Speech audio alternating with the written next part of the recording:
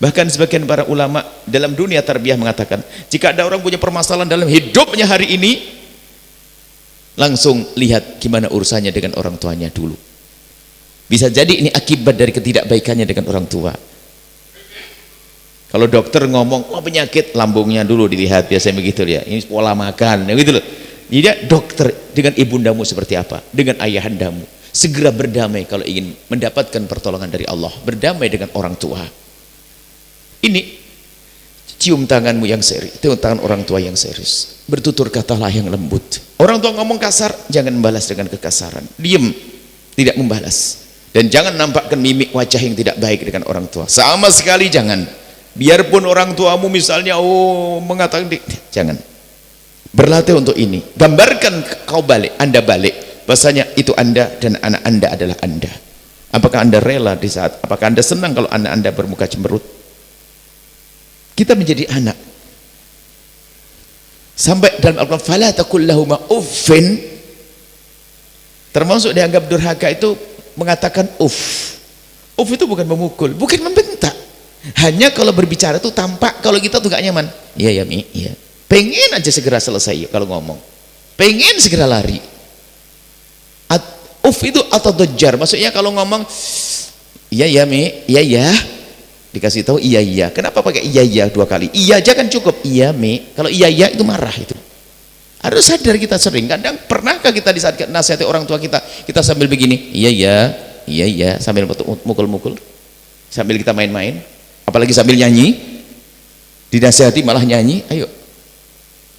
Sekarang kita perlu koreksi betul tuh. Kita perlu membuat contoh sebanyak-banyaknya model-model orang durhaka halus. Jangan-jangan itu adalah kita.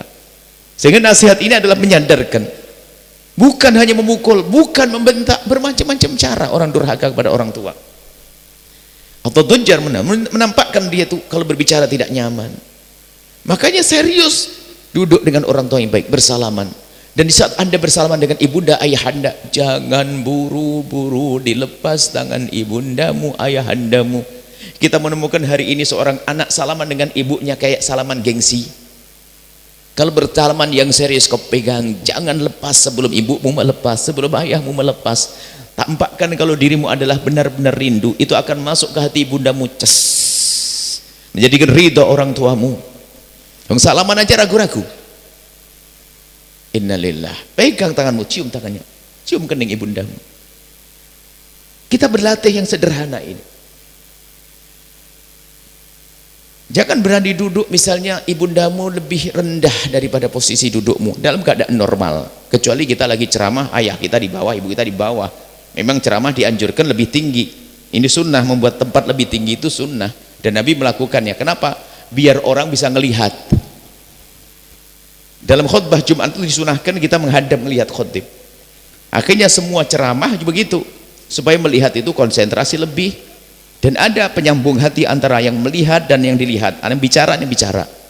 Makanya Nabi waktu naik keledai kalau mau ngomong, naik batu yang tinggi, atau istilahnya ada dimimbarkan, itu adalah dianjurkan supaya kalau kita ngomong di bawah bingung gimana sih ngomongnya gini-gini semuanya. Nah, ini anjuran ini. Kalau bang orang tuamu menyuruhmu untuk berbicara suatu ketika di tempat lebih tinggi ada masalah, tapi dalam keadaan normal nggak mungkin bisa seorang anak ibunya bekti, kemudian bapaknya di bawah, ibunya di bawah, dia duduk lebih tinggi tempatnya. Ini bentuk akhlak zahir ya, belum masuk batin. Belum masuk batin. Kalau bicara dengan orang tua, pastikan kita sering melihat ke bumi daripada melihat ke langit. Biasa ibu, iya umi, iya ayah, iya ayah, iya ayah, oh, iya ayah, iya ayah. Dari bentuk itu penting sekali. Dimulai dari hal-hal semacam ini. Dan harus kita latih. Janah dzul itu begitu, tawadhu. Bentuk zahirnya itu zahir tawadhu dulu, perilaku. Sopan santun kalau berjalan di hadapan orang tua. Nah, ini adalah dari tutur kata, jangan mengangkat suara. Mengangkat suara melebihi dari orang tua. Setelah Anda menyaksikan video ini, jangan lupa berselawat kepada baginda Nabi Muhammad sallallahu alaihi wa alihi wa sahbihi wasallam.